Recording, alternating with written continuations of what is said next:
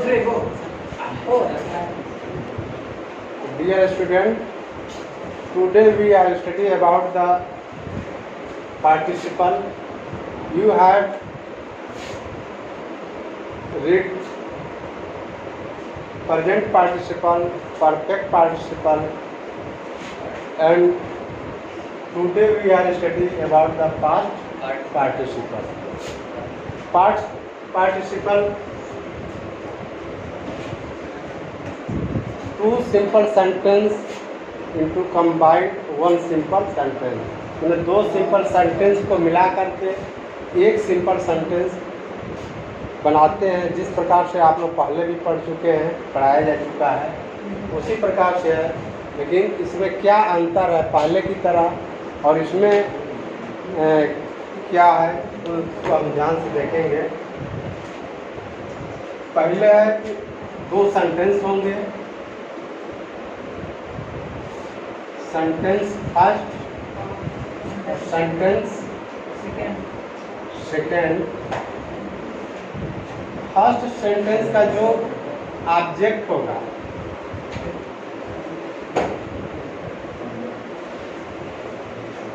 First sentence का जो object होगा, सेकेंड सेंटेंस में वो सब्जेक्ट बन जाता है।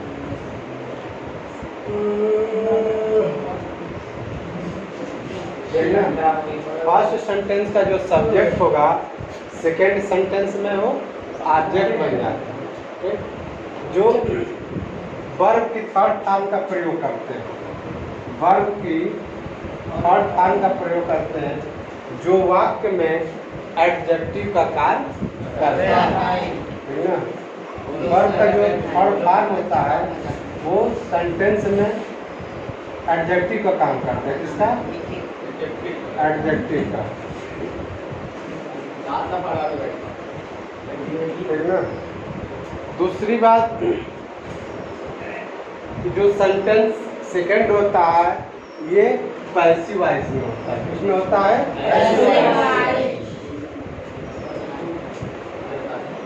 और इसी का जो पैसिव वॉइस होता है,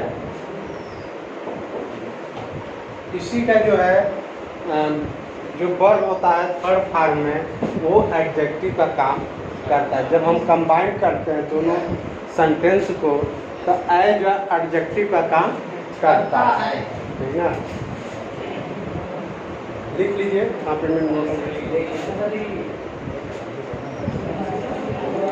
एग्जाम्पल हम देखेंगे।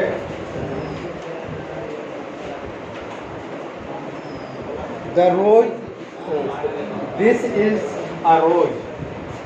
एग्जाम्पल में लिखिए, दिस इज अ रोज। पहला आपका सेंटेंस है इट, हाँ रोज मैंने गुलाब, गुलाब।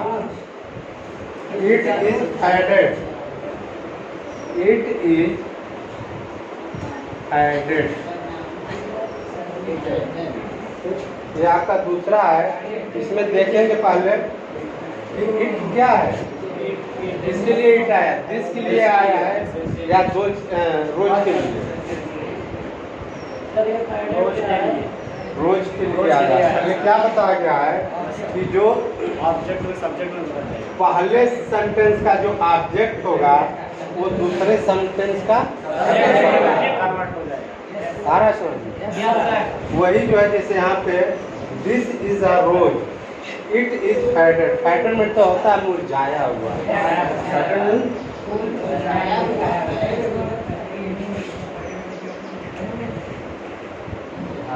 मुरझाया हुआ,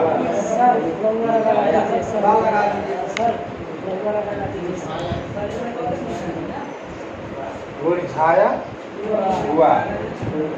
ये भी ध्यान देना कि जब हम कंबाइंड करेंगे तो वाक्यों के जो सेंस आएगा हिंदी में, ठीक ना, उसमें हुए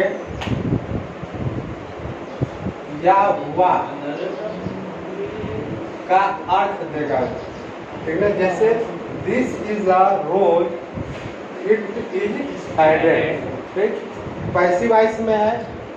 ठीक, कैसे पहचान है पैसिव वॉइस में है? इज एम आर वाच के बाद वर्ब की यदि थर्ड फॉर्म आता है तो वाक्य पैसिव वॉइस में होगा।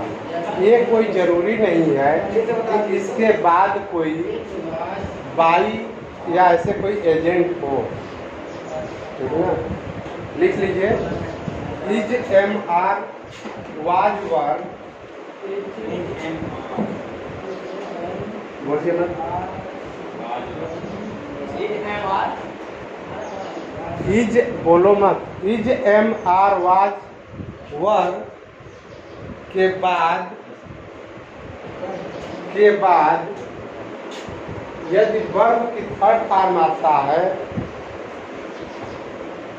तो वो पैसिव वॉइस का वाक्य, ठीक ना। जैसे is am are was verb, ठीक। इनके बाद वर्ब की थर्ड फॉर्म, यही पैसिव वॉइस का मूल पहचान होता है।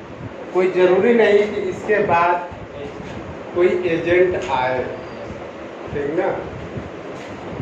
पहला क्या पहले पढ़े हैं, पहला सेंटेंस का जो ऑब्जेक्ट होगा वो दूसरे सेंटेंस का सब्जेक्ट बन जाएगा, ठीक। दूसरा ये है कि जो पैसिव वॉइस का जो सेंटेंस होगा अर्थात दूसरा सेंटेंस, वो उसका वर्ब जब हम कंबाइन करेंगे, जोड़ेंगे, तो एज एडजेक्टिव के रूप में काम करेगा, ठीक ना। अब इसको हम जब कंबाइन करेंगे तो क्या होगा, this is a headed rose, this is a headed rose. कैसा रोज? मतलब मुरझाया हुआ। यहाँ पे तो वर्ब का काम कर रहा था, यहाँ पे आपका एडजेक्टिव का काम कर रहा है, क्योंकि इसकी विशेषता बता रहा है रोज का। कैसा रोज? मुरझाया हुआ। दूसरा वाक्य लिखिए,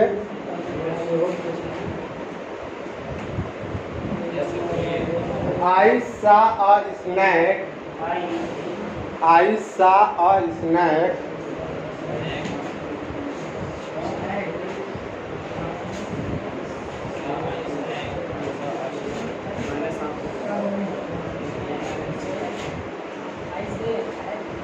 I saw a snake. It was wounded. I saw a snake. Full stop. It was wounded. ठीक, मैंने एक सांप को देखा और वह क्या था? वाउंडेड, मैंने घायल था।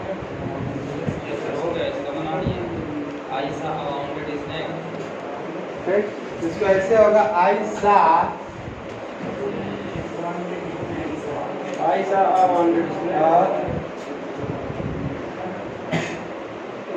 Bounded snack. यही आपका पास्ट पार्टिसिपल है। दो तीन चीजें आपको ध्यान देना है।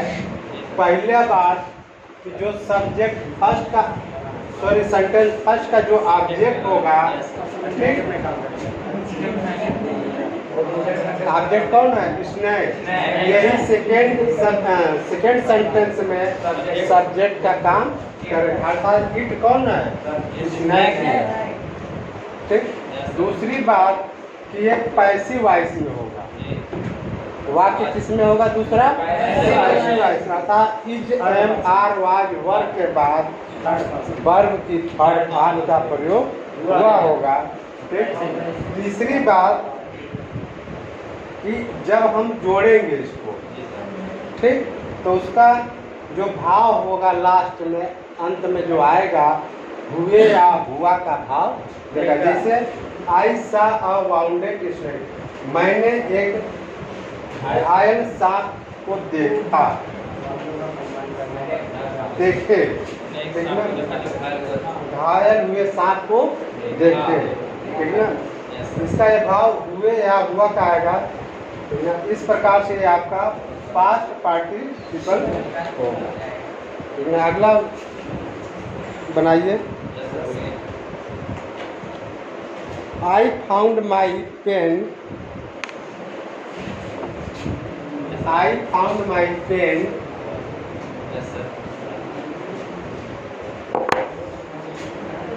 I found my pen. Full stop.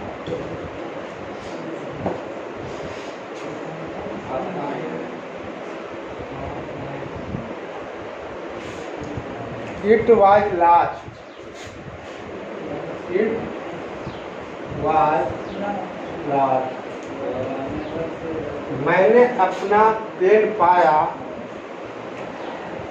It was lost, हो खोई हुई, जब खोई हुई,